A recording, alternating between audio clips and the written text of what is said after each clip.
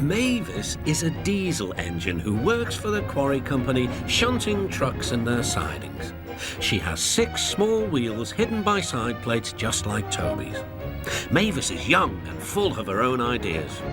She loves rearranging things too, and began putting Toby's trucks in different places every day.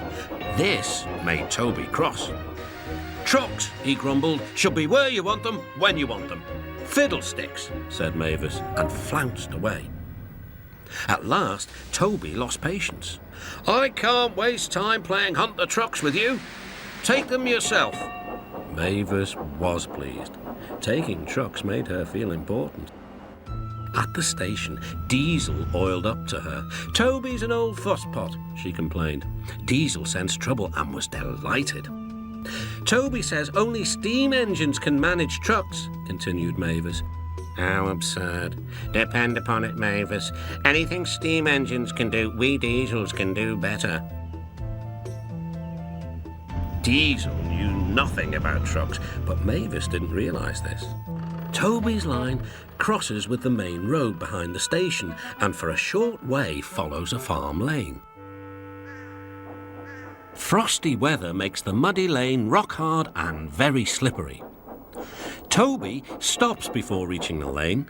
His fireman halts the traffic at the crossing and then he sets off again. By using the heavy trucks to push him along, he has no trouble with the frosty rails in the lane. It is the only safe thing to do in this kind of weather. Toby warned Mavis and told her just what to do. "I can manage, thank you," she replied. "I'm not an old fusspot like you." The trucks were tired of being pushed around by Mavis. "It's slippery," they whispered. "Let's push her around instead." "On, on," they yelled.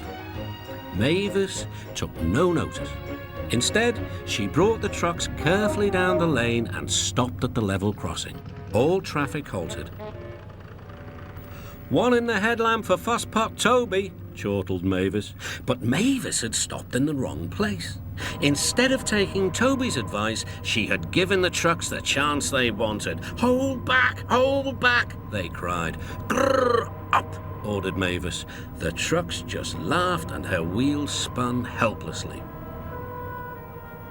Workmen sanded the rails and tried to dig away the frozen mud, but it was no good. Everyone was impatient. "Grrr, ah," wailed Mavis.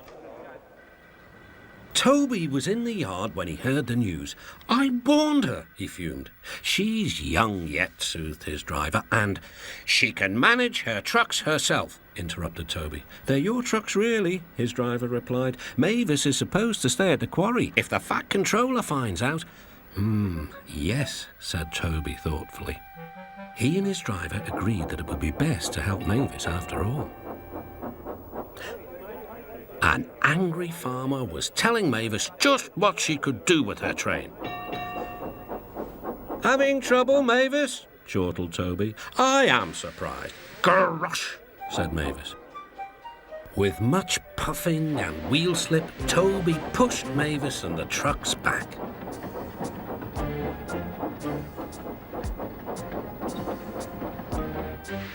The hard work made his fire burn fiercely, and his firemen spread hot cinders to melt the frozen mud.